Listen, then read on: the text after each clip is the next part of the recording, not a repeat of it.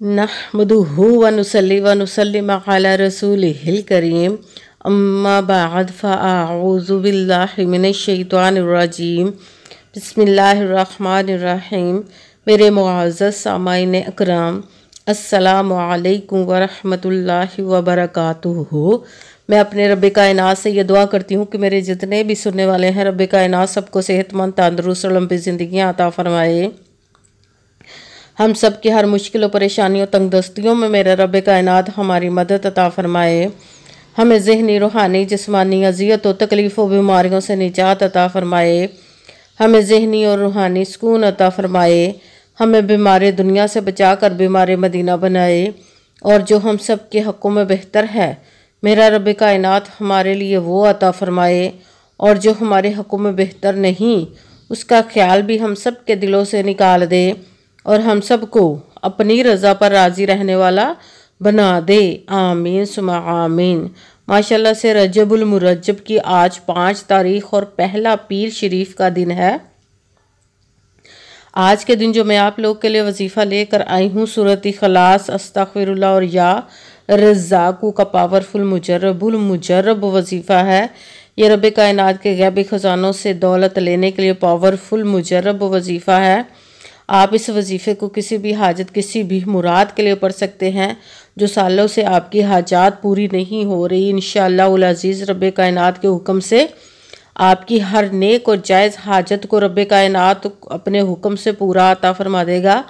आप इस वजीफ़े को आज के दिन स्किप मत कीजिएगा, छोड़िएगा मत। जैसे वीडियो मिले फ़ौरन पढ़ लेगा। फ़ौरन किसी मजबूरी की वजह से ना पढ़ सकें तो इस वीडियो को अपने पास सेव कर ले। जैसे ही टाइम मिले तो आपने इस वजीफ़े को लाजमन पढ़ना। पढ़ कर देखिएगा कि रब कायनात आपकी ज़िंदगी में कैसे करम अता फरमाएगा। आप इस वजीफ़े को किसी भी मकसद के लिए पढ़ सकते हैं। रब कायनात के गैबी ख़ज़ानों से दौलत लेने के लिए पढ़ सकते हैं। आपका अपना घर नहीं, घर ख़रीदने के लिए पढ़ सकते हैं। आपके घर में लड़ाई झगड़े रहते, नचा की परेशानी, मुफलसी, गरीबी है, उसके लिए पढ़ सकते हैं। आपकी औलाद नहीं है, आपके औलाद नाफरमान है, उसके लिए पढ़ सकते हैं। आपके घर में कोई बहुत ज़्यादा बीमार है या आप खुद बीमार हैं, उसके लिए पढ़ सकते हैं। आपके पास अच्छी जॉब नहीं, जॉब लेने के लिए पढ़ सकते हैं। आपकी शादी नहीं हो रही है, आपके बच्चों की शादियाँ नहीं हो रही, उसके लिए पढ़ सकते हैं। आपके ऊपर बहुत ज़्यादा कर्ज उतरने का सबब नहीं बन रहा है या आपने अपनी कीमती चीज़, पैसे किसी को दिए वापस नहीं कर रहे, उसके लिए पढ़ सकते हैं। आप इस वजीफ़े को, आपका अच्छा भला कारोबार चलता हुआ अचानक से बंद हो गया, उसके लिए पढ़ सकते हैं। आपके घर में, आपकी ज़िंदगी में सुकून नहीं है, आपके कारोबार में, दौलत में, रिज़्क़ में बरकत नहीं, उसके लिए पढ़ सकते हैं। आपके ऊपर जादू, टोना, बंदिश, नजर बद, हसद, कुछ भी उसको ख़त्म करने के लिए पढ़ सकते हैं।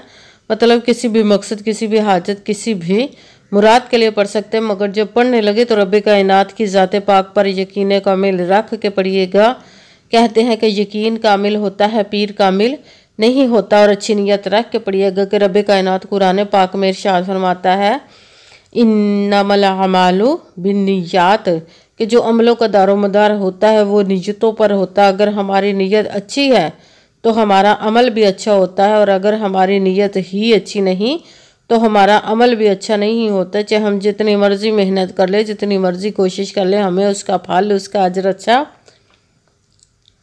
नहीं मिलता। इसलिए अच्छी नीयत रख के, पुख्ता यकीन रख के और 5 वक्त की नमाज की पाबंदी लाजमा रखिएगा। फिर इस वजीफ़े को कीजिएगा। और वजीफ़ा करते वक्त आपके दिलों में, जहनों में ऐसा वसवसा नहीं आना चाहिए कि हम ये अमल कर रहे हैं, पता नहीं हमारी मुराद पूरी हो या ना हो। ऐसा हो नहीं सकता कि हम रब कायनात के किसी इसम का या कलाम पाक का वजीफ़ा पढ़े और हमें कामयाबी ना मिले। ये हमारे ईमान की कमज़ोरी, जिसकी वजह से हमें नाकामी मिलती है। आपने सिर्फ अमल करना, उसका फल, उसका अजर देना, उस ज़ाते पाक का काम है, क्योंकि उसकी दस्ते कुदरत से कोई चीज़ बाहर नहीं। उसके कुन कहने की देर है, फाया कुन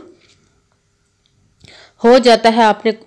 आपने वजीफ़ा करने के बाद उसके कुन का इंतज़ार करना। इंशाअल्लाह उल अज़ीज़ रब कायनात अपने हुक्म से आपकी तकदीर के बंद तालों को खोल देगा, नसीब के सितारों को चमका देगा। आपकी ज़िंदगी में ऐसे ऐसे मोजज़े अता फरमाएगा कि आप खुद देख कर हैरान रह जाएंगे। आपको कभी किसी चीज़ की कमी नहीं रहेगी इंशाअल्लाह उल अज़ीज़ उसके हुक्म से। अगर वीडियो अच्छी लगे तो इसको लाइक ज़रूर कीजिएगा और आगे भी शेयर कर दीजिएगा, ताकि किसी दूसरे को हमारी वजह से फ़ायदा पहुँचे तो हमारे लिए सदका जारिया बन जाए। जो नए हैं इस चैनल पर, इस चैनल को सब्सक्राइब कर ले, बेल आइकन को भी दबा लें ताकि मेरी अगली आने वाली वीडियो आप तक पहुंच सके। अगर कोई मुझसे किसी मसले के बारे में इस्ताहारा करवाना चाहते हो, किसी काम का हिसाब लगाना चाहते हो, किसी काम के लिए वजीफे को पूछना चाहते हो, या कुरान पाक ऑनलाइन पढ़ना चाहते हो, महफिल मिलादुन नबी के लिए बुलवाना चाहते हो, तो व्हाट्सअप का नंबर वीडियो पर चल रहा है, आप लोग मुझसे रब्ता कर सकते हैं। अगर मेरे भाई या बुजुर्ग मुझसे रब्ता करना चाहते हो तो व्हाट्सअप पर वॉइस मैसेज करके अपना मसला बता सकते हैं। अगर बहनें या माएँ मुझसे रब्ता करना चाहती हों तो व्हाट्सअप पर वॉइस कॉल करके मुझसे बात कर सकती हैं, अपना मसला बता सकती हैं। आपने वजीफ़ा करने से पहले कमेंट्स में अपना नाम, जहाँ आप रहते हो उस जगह का नाम और अल्लाह पाक का नाम ज़रूर लिखना है, ताकि मैं भी आप लोगों के लिए दुआ कर सकूँ और फिर वजीफ़े की भी आप लोगों को इजाज़त मिल जाएगी। आपने वजीफ़ा करने से पहले पूरी वीडियो को ध्यान के साथ सुन के समझ के फिर वजीफ़े को करना। ऐसा ना हो कि वीडियो को स्किप कर करके छोड़ के सुने और फिर कोई बात रहे जो आप वजीफ़ा करें ठीक ना हो। आपने ना तो किसी अमल में कम करके पढ़ना, ना ज़्यादा बढ़ा कर पढ़ना है। अगर कम या ज़्यादा कर देते तो वो हमारा वजीफ़ा ठीक नहीं होता, हमें कामयाबी नहीं मिलती। इसलिए आपने मुकम्मल वजीफ़ा जिस तादाद और जिस तरतीब के साथ मैं बताने लगी उसी तादाद और उसी तरतीब के साथ आपने इस अमल को पढ़ना है। आप इस अमल को आज के दिन किसी भी जगह पर बैठकर पढ़ सकते हैं, घर में, ऑफिस, मदरसा, यूनिवर्सिटी, कॉलेज, शॉप पे। मगर जब पढ़ने लगे तो बिल्कुल खामोशी, तवज्जो, सुकून के साथ पढ़ना का वजीफ़े के दरमियान ना तो आपने किसी से बात करनी, ना उठना, ना फ़ोन इस्तेमाल करना है। अगर हम वजीफ़े के दरमियान किसी से बात कर लेते या उठ जाते तो वो हमारा वजीफ़ा ठीक नहीं होता, हमें कामयाबी नहीं मिलती। इसलिए आपने मुकम्मल वजीफ़ा पढ़ने के बाद किसी से बात करनी, उठना या का फ़ोन इस्तेमाल करना है। आप इस वजीफ़े को आज के दिन किसी भी वक्त पढ़ सकते हैं, किसी भी नमाज के साथ पढ़ सकते हैं, नमाज के अलावा भी पढ़ सकते हैं। अगर नमाज के साथ पढ़ रहे हैं तो नमाज मुकम्मल पढ़ने के बाद, दुआ मांगने के बाद आपने इस अमल को पढ़ना है। अगर नमाज के अलावा पढ़ रहे हैं तो बावजू होकर ऐसी जगह पर बैठ कर पढ़ना है जो बिल्कुल खामोशी, तवज्जो, सुकून के साथ आप इस अमल को पढ़ सकें। जब अमल करने के लिए बैठ के तो सबसे पहले आपने एक मरतबा दरूद पाक पढ़ना। कोई सा भी दरूद पाक पढ़ सकते हैं, मगर दरूद इब्राहिमी जो नमाज में पढ़ा जाता है वो वाला दरूद पाक पढ़ ले तो ज़्यादा बेहतर, वरना कोई सा भी दरूद पाक आप पढ़ सकते हैं। दरूद पाक पढ़ने के बाद आपने एक मरतबा आऊज़ु बिल्लाहि मिनश शैतानिर रजीम बिस्मिल्लाहिर्रहमानिर्रहीम पढ़कर अपने मकसद की नियत कर लेनी, जिसके लिए आप इस अमल को पढ़ने लगे। फिर पहले नंबर पर जो आपने वजीफ़ा पढ़ना है, आपने सूरत इखलास, कुरान पाक की सूरत इखलास, जिसको एक मरतबा पढ़े तो 1/3 कुरान पाक 10 पारों का सवाब मिलता है। अगर 3 मरतबा पढ़े तो पूरे एक कुरान पाक का सवाब मिलता है। आपने सूरत इखलास को बिस्मिल्लाहिर्रहमानिर्रहीम कुल हुवल्लाहु अहद अल्लाहुस समद लम यलिद वलम यूलद वलम यकुल लहु कुफुवन अहद बिस्मिल्लाहिर्रहमानिर्रहीम कुल हुवल्लाहु अहद अल्लाहुस समद लम यलिद वलम यूलद वलम यकुल लहु कुफुवन अहद। सूरत इखलास को आपने 9 मरतबा 9 टाइम पढ़ना। पे साथ ही दूसरे नंबर पर जो वजीफ़ा पढ़ना वो है अस्तगफिरुल्लाह अस्तगफिरुल्लाह अस्तगफिरुल्लाह अस्तगफिरुल्लाह अस्तगफिरुल्लाह अस्तगफिरुल्लाह। इसको आपने 21 मरतबा 21 टाइम पढ़ना। पे साथ तीसरे नंबर पर जो वजीफ़ा पढ़ना वो रब कायनात के एक किस्म मुबारक का पढ़ना, या रज़्ज़ाक़ू या रज़्ज़ाक़ू या रज़्ज़ाक़ू या रज़्ज़ाक़ू या रज़्ज़ाक़ू या रज़्ज़ाक़ू। इसको आपने 11 मरतबा 11 टाइम पढ़ना है।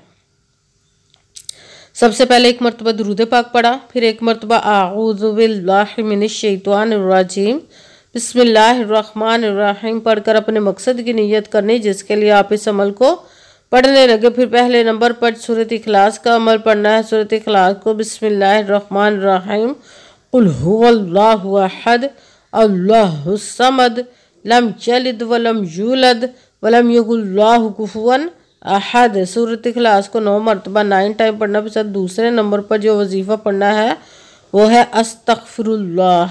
इसको आपने 21 मरतबा 21 टाइम पढ़ा। फिर तीसरे नंबर पर जो वजीफ़ा पढ़ना वो रब कायनात के एक किस्म मुबारक का पढ़ना, या रज़्ज़ाक़ू। इसको आपने 11 मरतबा 11 टाइम पढ़ना। फिर वही दुरूद पाक पढ़ना जो दुरूद पाक आपने वजीफ़े शुरू करने से पहले पढ़ा था।